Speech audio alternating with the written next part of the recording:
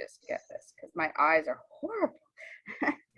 Okay, Susan McCaslin resides in Fort Langley, British Columbia, where she can often be found meandering along the Fraser River with her Australian Shepherd dog, Rosie, who is very lovely. She has published 16 volumes of poetry, including her most recent Heartwork from Ekstasis Editions 2020. Additionally, she has published a volume of essays, a memoir, a collaborative volume of essays, and creative nonfiction with fellow poet J.S. Porter on the contemplative writer Thomas Merton, and edited 2 poetry anthologies. Her selected poems, Into the Open, was published by Inanna Publications in 2017. Susan currently has a chapbook titled Cosmic Egg, forthcoming through the Alfred Gustav Poetry Series in June 2021. I will turn it over to you, Susan. Thank you. Thank you. You can hear me? I can. Okay, good. Well, I first want to thank the Burnaby Writers for inviting me and to be part of a community in which we can Zoom, even if we can't be incarnately together on a Sunday. So this is lovely. And yeah, I'm looking forward to hearing from my co-reader, Richard, following me. I don't know his work too well, so I'm really interested in hearing what he has to read today and pursuing that. So I'm going to begin Heartwork by that was published by Ekstasis Editions last December. And rather than going into a lot of, I'm just going to read, and then as things come up, you might get a sense of how the title fits in with the poems I've chosen to put together, Heartwork. But I will just read one of the 2 epigraphs, right, for the book, by one of, whoops, my page, I just lost my page. One of my favorite writers, Rainer Maria Rilke. The work of the eyes is done. Go now and do the heart work on the images imprisoned within you. And I'm going to begin with the first section of the book, which I'm just going to read one poem from it. I'm not reading exclusively from this book today. I'll be reading some new work as well. But the first section is called Songs for Hildegard. And they're based on the visual art, the visionary illuminations and mandalas, as they're sometimes called now, of Hildegard of Bingen, the 12th century. And I could go on forever giving you background information on her remarkable Renaissance mind for her early 12th century. But she was just a poet, a theologian, a public figure, politically, socially engaged with her age, a composer of the first mystery morality play in Europe, writer, it just goes on and on. But these poems focus on her, what we call visual art, which she didn't do, create the mandalas herself. Her fellow nuns in the abbey and Rupertsburg helped her put this together. So I'm just going to read one of the poems from this series. It's called, and it's a meditation on Betty Spackman's Panel 9 of a Creature Chronicle. And Betty is a Langley visual artist and friend of mine whose panel, if you can see it, graces. Look on the publisher's website, you can get a better image of it. The book is full of color, some of Hildegard's images, as well as photos by my husband in the series called Caribou Fire 17, on which we collaborated, his photographs with my kind of, from which I'm not going to read because I feel the poems and the images go together, and it's too hard to do that. So here we go. Hildegard Park Tree. Behind St. Francis's left foot that chose forest floors over institutional marble, peripatetic wandering over ecclesial authority, brown garbed simplicity over pomp, poises for action. Even now, inside the circle of her design, under a firmament of water and floral stardust, a small plant rises, green shoot summoned from a seed, red flower looking something like a heart. Tree or a flower? Do trees have hearts? The ancients thought so. Celts danced under arboreal canopies. Ancient mythologies celebrate world trees, cosmic trees, trees of life. Yggdrasil spreading its roots in heaven. New science says trees, patient sustainers, have hearts, organs pumping blood to flesh's nooks and crannies, pulsations carrying water and nutrients through fungal root systems to canopies. Laying ears to trunks, we feel the pulse. Dogs' noses know, birds' wings sense. This mother love, steady beat of care. Yet still we rip and tear, hack and hew, profitless in our profit-based economies. Collective greed has created a new crisis, eco-nausea, eco-tensions. Yet for our lifespan, whether long or short, why not begin in the seedbed of Hildegard's hidden icons, where imagination if planting a single tree could help, could cutting fewer, planting more, open us again to planetary breathing? And I'm going to shift now to the second section of the book called Negative Capability Suite. And this section is based on excerpts from the letters of the Romantic poet John Keats, one of my favorites from my undergraduate education, whose work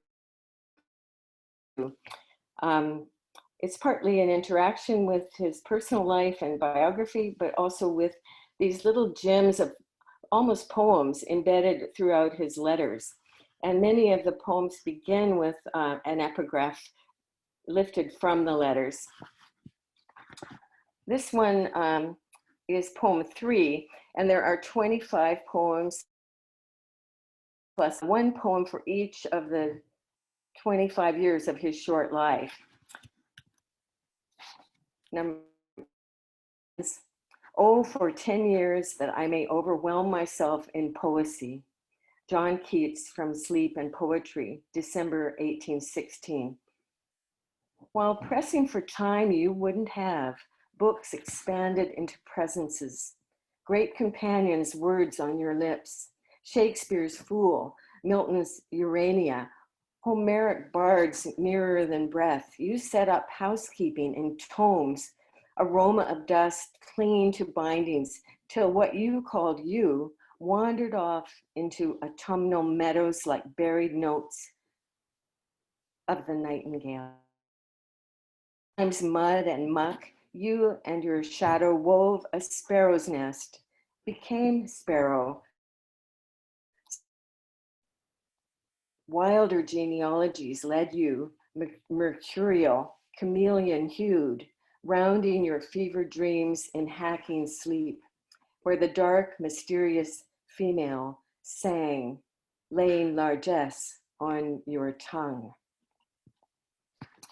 That's about his love of the classics and reading and engaging with the mythologies of his traditions. And he did study to be a doctor, but he became a poet. It's an interesting story. I'm going to read now poem 10, which is where the title of the poem Negative Capability Suite derives from. Negative capability, that is, when we are capable of being in uncertainties, mysteries, doubts, without any irritable reaching after fact and reason. To George and Tom Keats. December 21 to 27, 1817. It's a rather long letter to his brothers. I would say when he says fact and reason, he doesn't mean incomprehensive kind of science, but a kind of demoted science that's not connected with the vaster cosmos. That's very much about manipulating the world. He was scientific because he studied to be a doctor, and he had to know his science. Incapably capable here in mist, doubting all, but without any petty fractious reaching, grasping after fact, the verifiable, no folding into factoids, till we become the all and nothing of stardust, yearning backwards into presence. And the last Keats poem moves toward the sad, his last days, his death. And it is one which I still write. And this one is poem 25, the last, and then there's a coda. I have an habitual feeling of my real life having passed, and that I am leading a posthumous existence. I can scarcely bid you goodbye. Even in a letter, I always made an awkward bow. I'm leading a posthumous existence, somewhere between the coils of earth and sky. England's green cradles, since bustling Rome is where I've come to die. My pen and living hand have dug a site, foundation, cavern, what you choose to know of words that fall with bodies into night, unknowing where our wasted shadows go. World's end for humans, species cruel and kind, who still destroy the base by which they live. Yet breath that circulates in body, mind, earth fettered, earth released, helps us forgive. Then sing farewells and greetings to the now. Through love, I always made an awkward bow. And I'm going to read just two more poems, shorter ones from the last section of this book called Corona, Corona. And the title poem is a long poem, which I'm not going to read today because I've read it on other occasions, and I wanted to read some new materials from this particular book. So this one is Persephone's Nook. I've long been interested in the Demeter Persephone myths, and I've written a book called Demeter Goes Skydiving, but this one focuses on Persephone as if she were living through the current pandemic, which perhaps she is. Persephone, spring. Persephone is scrunched up in her underground book nook, reading, writing. The nib of her pen scratches away. Fingers that pecked at the old Smith Corona play the new Mac. So many mismatched technologies layered in body and brain still flowing through her fingers. An entire alphabet singing. Please release our underground tunnels, subterranean streams, trickle. It's not Mother's Day, though she mothers sound. Would love be loved as crone revitalized, kick up her heels in a field, once again gathering narcissus and rue. She rues nothing. Something ventures, falls back into quarantine, awaiting the prodigious human turnaround that may or may not come. So those are my selections from Heartwork today. And Laura mentioned that I have a book coming out called Cosmic Egg, and here it is. This is a little chapbook done by David Zeroth of the Alfred Gustav Poetry Series, Poetry Press, David, since he is one of my former colleagues from Douglas College, where he taught creative writing and was the editor of Event magazine. And in his retirement, he's devoted himself to producing these handmade, beautiful books. You would have to feel them and touch them to really get the full picture. But this one just arrived in my mailbox last week, so I have my copies. And these poems are quite short, and they're from a larger sequence called Cosmic Egg, which is going to be part of a larger manuscript I'm working on, also called Cosmic Egg. But Hildegard of Bingen depicted egg-shaped mandalas, so it work as well. I'm going to read the first one in this series. They are all of them. So this one is the title poem, Cosmic Egg. And many of them deal with the figure of Jesus, not necessarily the white Jesus, a more Aramaic or Middle Eastern Jesus, but in myth, in history, and in culture. But this begins the sequence. Cosmic Egg. From roundness to a cave you came like all the rest, crying, flailing, such a perilous shoot from infinity to empire's maw, but first to Mary's arms, sheen of animals' eyes, somehow familiar, akin. And this one, I have a lot of poems about Mary Magdalene, a few anyway, many based on the Gospel of Mary Magdalene, which is a non-canonical gospel. I've long been interested in the Gnostic Gospels and other, even the Quran that includes stories about Jesus and so on. Gandhi's Jesus, trying to look at Jesus more globally than as a figure of institutional religion just in the West. How it might have been different. Jesus, J-E-E-Z-U-S,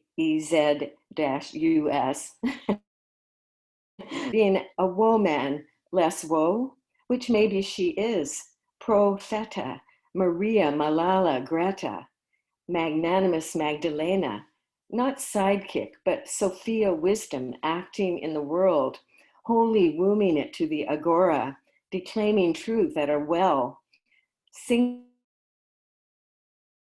backup singer, but primal song.